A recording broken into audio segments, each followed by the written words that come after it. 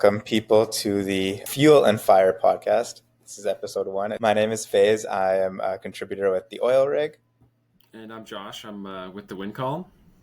And yeah, so this is just a podcast of Calgary fan versus Edmonton fan and talking about how the seasons are going. I'm sure Josh is much more excited right now to talk about his team than I am about my team, but c'est la vie. Yeah, kind of the reverse of what I expected the discussion to be in the second week of the season. But yeah, I would assume by episode 2, the standings will probably be completely flipped. So that's just my guess. I hope so. But yeah, go back to the Flames, because honestly, I haven't really been watching them other than the one game they demolished us. So is it real? I don't know. I'm firmly on Team Tank, so I'm kind of. I mean, I'd rather them bottom out and get a top pick, but I feel like they're probably not this good. They're not going to be like top of the standings, but I feel like this start has kind of swayed me a bit to be like, okay, maybe they're not going to be like the Sharks, the Blackhawks bottom feeder that a lot of people thought. They're probably going to win a lot more games than people thought, and they're probably going to stay in the hunt a lot longer, but I wouldn't say they're for real. I think eventually the rug's going to be pulled out from under them, and they're going to go on like a 6-game skid or something, and then that'll kind of set the tone. But I think at the very least, it's proven that they're not the Chicago Blackhawks. They're not a team that's going to win 25 games or something and then just, be out of the playoffs by November. So that's something to build off at least. But I mean, personally, as a guy on Team Tank, I would be happy if they just lost the next 15 games in a row and then packed it in. But I mean, as someone who's been a part of a tanking for basically a decade, I got to say what you're going through is probably more fun as a fan. Getting a top pick is great and all, but sometimes it doesn't work out. So no, yeah, that's true. It has been like I came into the season like opening night. I'm like, man, this season's gonna suck. Like I think the first game against Vancouver, they went down 3-0 like 13 minutes in, and I'm like, oh man, this is just. I'm already checked out. It's game 1. So to have them actually win 4 of the first 5 and not drop anything in regulation yet is actually exciting, and to see like Jonathan Huberdeau actually, do something and actually look like himself for once, and like actually have some of the younger guys chipping in, and Wolf looks great. Yeah, I can't lie. That's exciting. It's nice to see. Like, I would like more of that same hockey, but just losing instead of winning. So, still doing well, but just more losses than wins. So you kind of get that, you're not just like the Buffalo Sabres where you're just the entire culture is losing. But, exactly. Yeah, I don't know. We can get into it more, but I think this team desperately needs a top 10 pick. So I don't know from an Edmonton perspective, if you'd rather the Flames squeak into the playoffs or if you'd rather them bottom out and get a top pick. I don't know. Oh no, I'd rather like second spot out of a wild card, getting that 15th overall pick every year, maybe trading that first round pick every, because they think that playoffs is. Yeah. Oh yeah. But I mean, with Huberdeau, here's a question I had, because he's starting to put it together. But like, you've got 8 more years of him. If you're on Team Tank, are you kind of like, let's see if he gets hot and we can like recoup something, even though you won't get full value from what you traded for him? Or do you see it through with him? Yeah, I've always kind of been, ever since his first season was so bad, and then it was kind of right in line with like Carlson's comeback in Chicago or San Jose, where everyone was like, oh, Carlson's done. He's on this horrible contract. He's washed. Like, and then he has this huge year, and the Sharks are actually able to flip him, get rid of his money, and get assets to build for the future. So that's kind of always been my hope with Huberdeau now. No offense to the guy, but like I feel like by the time they're an actual contender again, he's going to be like deep into his 30s. So if he can have like a Carlson-like year where he comes out of nowhere, puts up 90 points again, like looks like his prime Huberdeau, and they can flip him and not have to, I mean, right now he's untradeable, but if he gets back to that 90-point form, would a team, like Montreal or something, take him, retain salary or something, and at least the Flames can get something for him, because I don't see any path forward where the Flames are a competitive team and Jonathan Huberdeau is a key part of that. I think by the time they're good again, like an actual contender, he's going to be like nearing the end of his career, and I just think if they can build, like if he has a breakout year this year, I know he's slowed down the last couple games, but if he can keep it up and get back to that point per game pace, I'd be scouring the trade market and just calling everyone, if I'm Craig Conroy, to say, hey, do you want Jonathan Huberdeau? Like, he looks like a Florida Jonathan Huberdeau again. So, exactly, yeah. The odds of that happening are probably slim to none, but I mean, I can dream. That would be the ideal case, but I guess we'll see, because I feel like the last 2 years we've kind of had the same thing. He starts off hot and everyone's like, oh, Huberdeau's back. And then it's like and then from like games 10 to 25, he gets like 2 points. And then like, oh, okay, well, never mind. He's just, does that at the beginning of the year, and then he kind of fades off. And then we go into next year and we hear about how he had the best summer of off-season training he's had. And then, so I don't know. It's tough. I mean, I hope they can get something for him one day, or at the very least, he can be like a Jamie Benn, Tyler Seguin in Dallas, where it's like they built a team around those guys and their bloated contracts, but they're still like key veterans who can like help chip in, teach the young guys. Maybe that is what Huberdeau can become in a couple of years when the new arena opens. Yeah, I think a lot of people kind of got distracted by the start of how bad that contract is, but and the fact that the Flames are like 20 mil under the cap or whatever, so it doesn't really matter right now. If anything, it helps them stay above the cap floor. Right. But at some point, when they're trying to move into that contention window again, they're going to be like, oh, we have $10.5 million tied up to 55 point forward. Like, this is not good. So, yeah. That's fair. Yeah, that's a fair assessment, I'd say. Yeah, I think, I don't know. It's so tough. I feel like there's a lot of people who are kind of jumping onto the positivity train with the Flames. And I feel like for myself, it's just, maybe I'm more of a pessimist, but it's hard to like see a future for this team without another couple top 10 picks. And I know obviously the Oilers know well that's not the solution. It's just a bunch of high picks. But if you can hit on those top picks, then I think that's where you get the solution. I don't know how else this team is going to get high-end talent, because it's Zane Parekh, it's Dustin Wolf, and then there's like a 50-foot drop-off to the next top young player. And it's like these guys are, okay, they can be like third liners, but second liners, they're not Connor McDavid. They're not like Nugent Hopkins, Draisaitl, like game changers, Bouchard. The Flames have nothing. So that's why when I said it, I like the Oilers are, I don't know. What do you think? Do you think the Oilers are going to turn around? Do you think, I mean, we saw this last year, like it was like late into the year. It was like November and they were just like bottoming out. And I was like, I couldn't have been happier. And then obviously we know what happened next. So I don't know. Do you think this is just another phase, or what do you think? Yeah, like 100%. I mean, it's interesting. Every year that I've found that the Oilers come into the season and the media and everyone's like, they're the Stanley Cup contenders, they're the favorites. They always start off slow, right? Last year was the same thing, like you said. And even in 2017, like after that playoff, like the second round, and everyone's like, the Oilers are going to do great. And then I think they maybe read their press clippings and shut the bed. This year, I mean, this team is good. You watch them play, the game against Dallas, for instance, they absolutely were dominating Dallas for the first half of that game. And then one goal goes in, and then it just kind of fell apart a little bit. The second goal was just a backbreaker. So, I mean, I think it's a bit of unluckiness. I think it's a bit of new guys and still trying to gel. But, I mean, I will say, in the last 2 weeks, I've had 2 root canals, and watching the Oilers game has been more painful than those 2 days. So, I mean. Yeah, that's tough. Do you think Skinner's the long-term solution, or do you think at some point they're going to be like, we need to get an actual start, or not saying he's not a starting goalie, but he seems like every year he kind of has these ebbs and flows where he looks pretty rough and then he looks good. Like, do you think he's the guy who's going to continue to be the starter for the McDavid era, or at some point are they going to look and say we may need to go an ulterior route here, because it's like, if let's just say they don't win this year, and, Skinner struggles at parts throughout the year, do you think in the offseason they're saying, okay, maybe we need to go and pull off kind of what the Devils did and go get an established guy like Markstrom or do you think they'll kind of keep going with Skinner? Because, I mean, he has proven he can be a really good starter. It's just, I guess, the consistency sometimes. Well, yeah, I mean, and it's that question that's always been the case recently of like, you just need average goaltending to win the cup. And I mean, Skinner, I think there was some record I saw, and it was like the Oilers record when they get 900 save percentage goaltending is like phenomenal. So they don't need good, like crazy goaltending.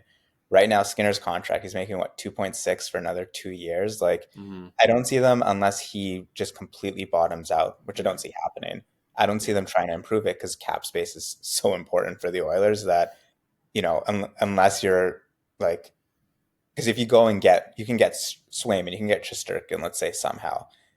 Now that's $10 million that we can't take on, right? And those might be game-breaking goalies, but we already have game-breaking forwards and one game-breaking defenseman. Can't be rich in all positions under a cap. So yeah, you can only have so much.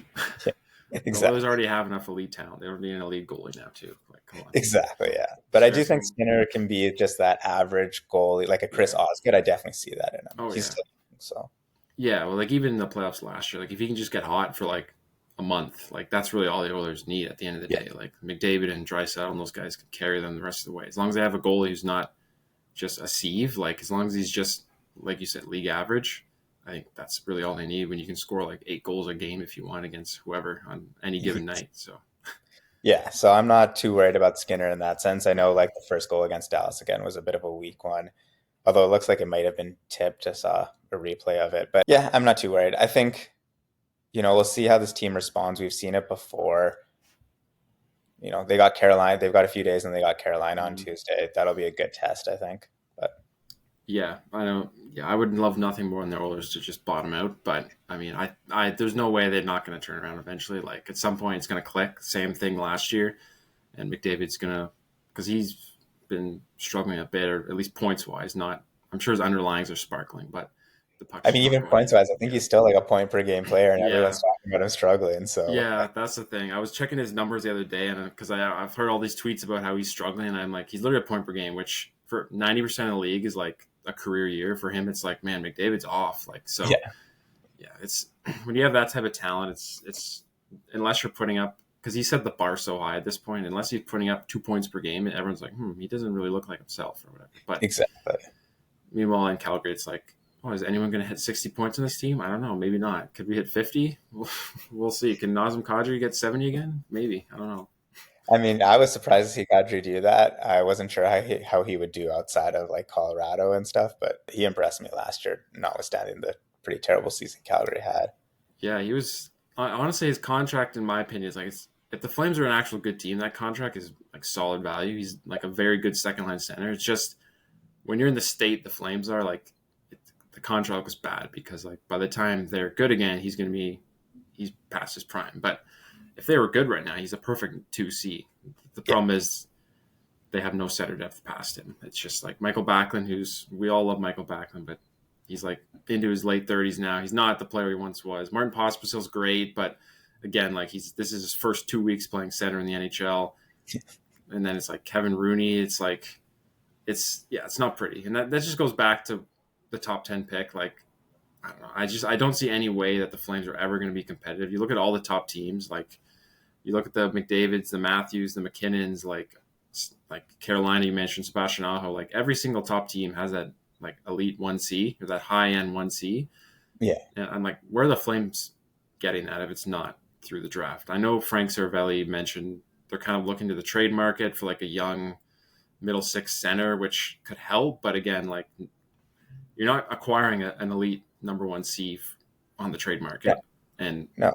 you're Calgary. You're not getting in that free agency. No high target is going to come to the Flames. So it's like you really need to bottom out. Like especially since Montreal literally owns their pick if it's not in the bottom 10. That's just a whole nother. Right. Yeah, I forgot about that. Yeah. So it's if they're if they're like 11th, they don't even get a pick, which would just be the absolute worst case scenario, which is where they always seem to find themselves in no man's land, where we're not in a bottom 10, we're not in the playoffs.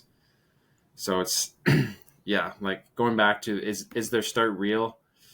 Honestly, I hope it's not. I hope they start bottoming out because I don't think they have enough firepower to actually get into the playoffs. I'm just worried now they may have enough talent to not be a bottom 10 team. And then it's like, okay, where do you go from there? Because you're going to lose your pick. You're going to have Florida's pick, which is going to be in the 20s. Yeah, And then like that player's more than likely not going to be a difference maker.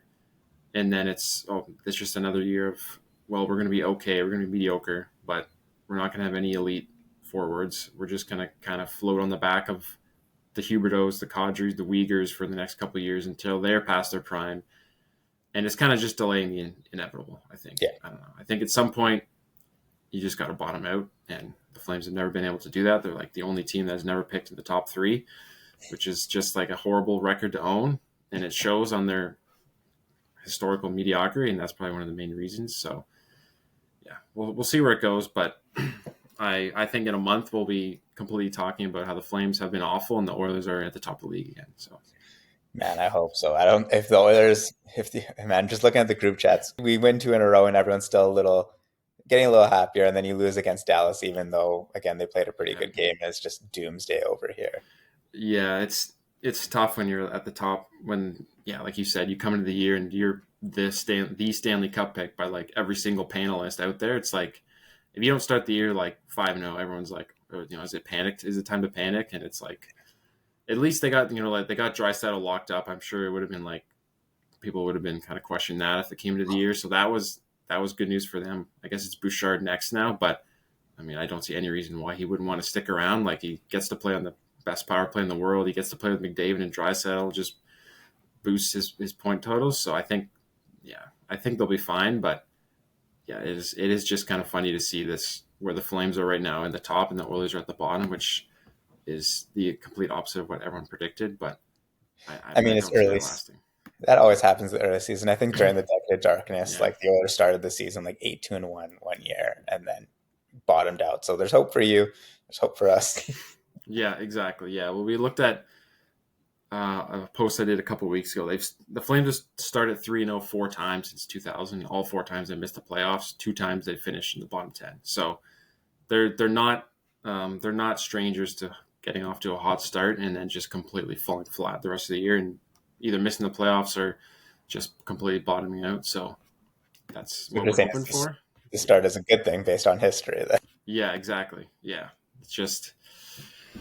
Yeah, are these extra points at the end of the year going to be the difference between 10th last and 11th last? I guess it's too early to kind of talk about that, but that would just be like the worst case scenario. And I don't even know where you would go from there if you're not in the playoffs and then you're not picking until like 26 or wherever Florida picks. Oh, you're trading up at that point, 100%. Yeah, like you've got to do something. Like again, like they don't have a single high end forward in their entire organization. Like Kadri's probably the best forward.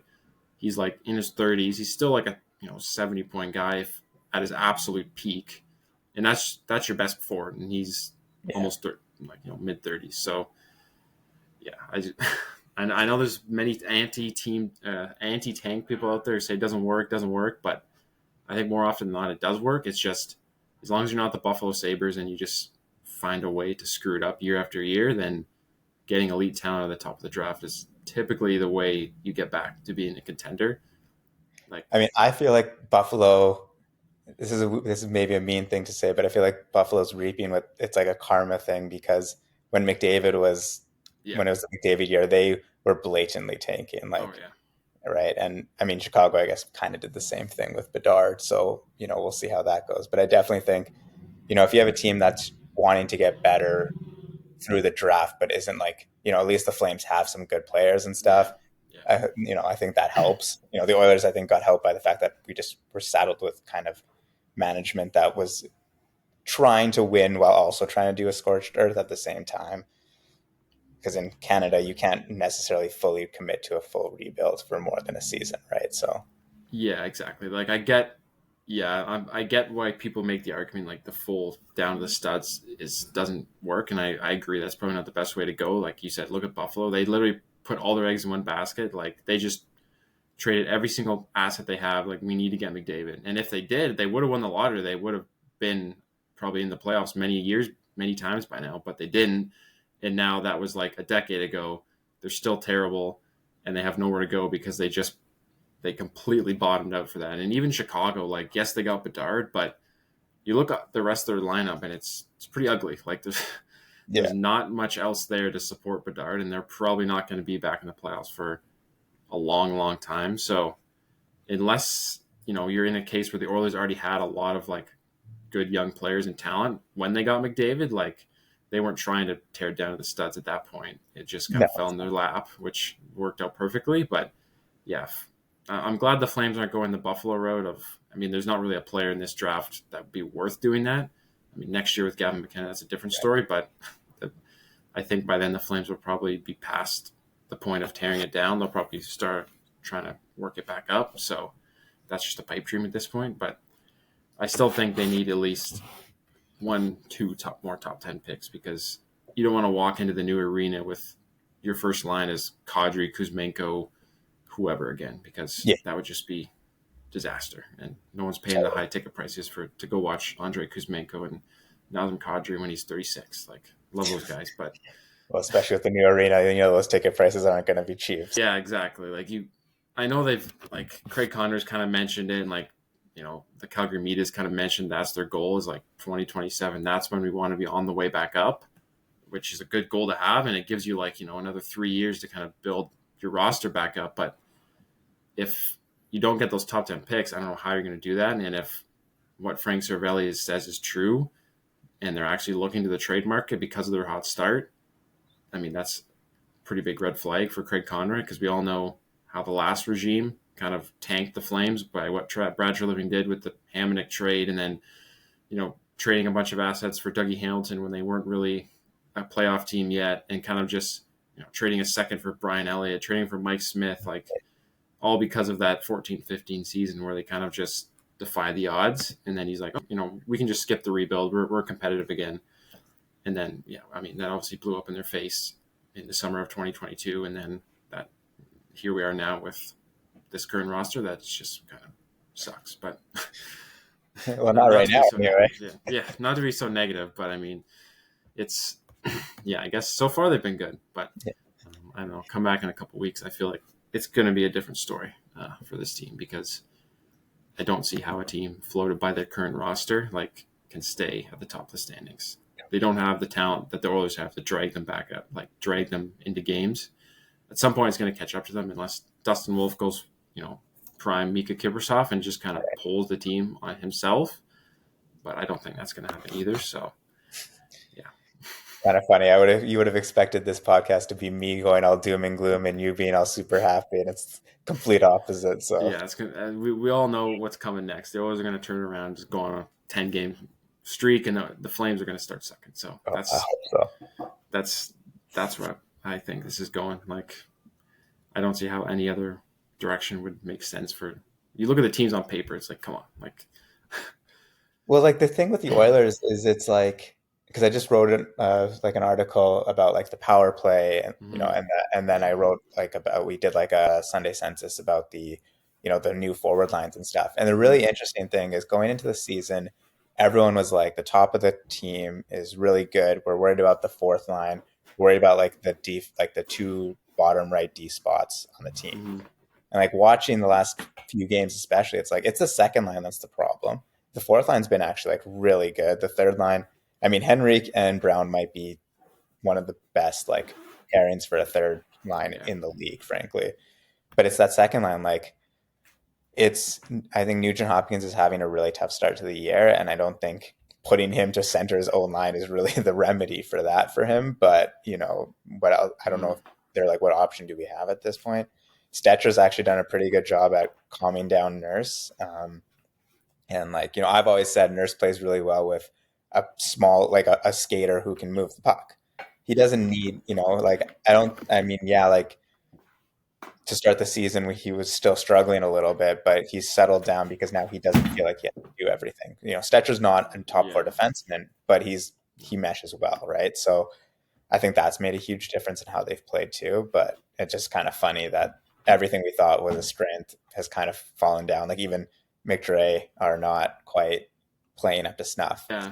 Yeah. I don't know if you agree, but from an outside perspective, this feels like the best supported cast that McDavid and Draisaitl have had since they kind of reached their primes, with Skinner and Arvidsson joining on, and then top to bottom, it looks like their defense group is the best. It's for years that was kind of the knock on the Oilers, is their defense isn't good, but since Ekholm's come in, and like you said, Stetcher's a good depth guy. Bouchard obviously is a top 10 defenseman in the league, probably.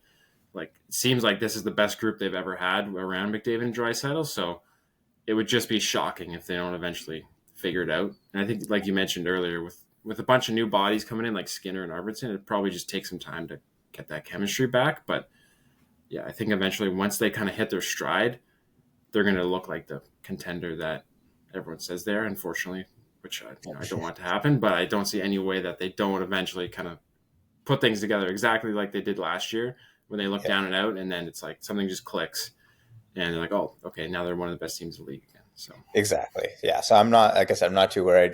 We'll see by next episode if we're in the same boat. Then yeah, I'm gonna be in tears on this, but turn my camera off so you can't see that. But yeah, if the Flames are still at the top of the standings by next episode, then maybe I'll kind of change my tune about being so negative and doom and gloom about a hot start. But yeah, we'll see. I mean, at some point, if they continue this up, I'm going to just have to hop off Team Tank and just give up on that and just say, okay, at this point, we can't finish in no man's land. And if this hot start keeps up, then a top 10 pick may be out of the question at that point. So then you got to go full on.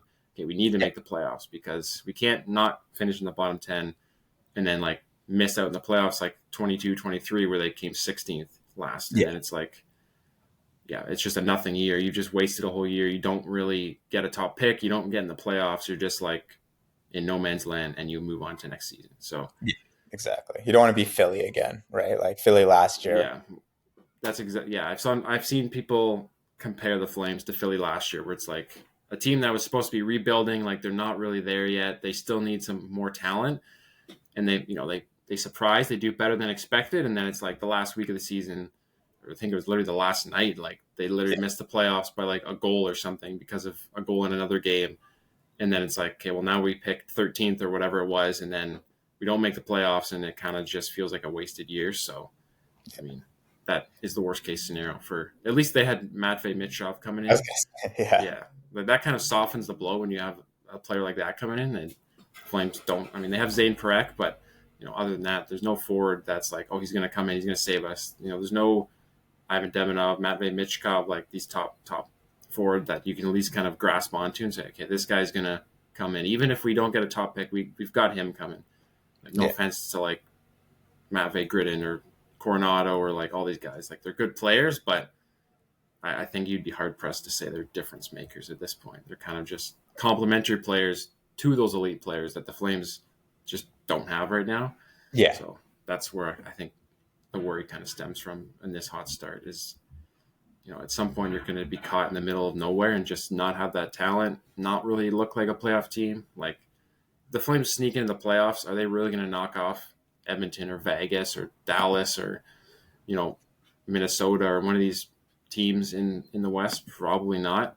If anything, it'd probably be sneaking in and then, like Daryl Sutter said, like a waste of 7 days or whatever.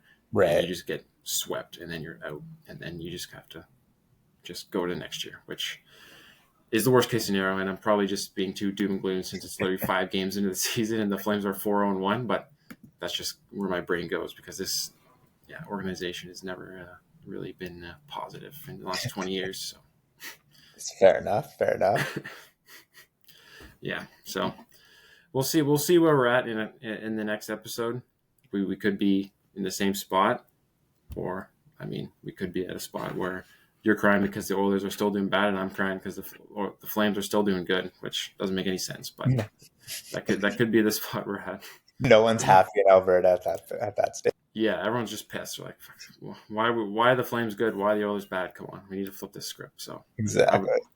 We'll see what happens. We'll see what happens over the next couple of weeks. I think the true colors for both teams are probably going to show. That's my prediction, but you never know. So 14-15 with the Flames kind of thought the same thing. They look on paper they had a pretty bad roster, and this high kind of just continued the entire year where they just found ways to win because of the energy and the vibes around the team, and they've gotten in the playoffs. So, who knows what can happen? It's still very early, but yeah, surprising start for both teams for sure so far.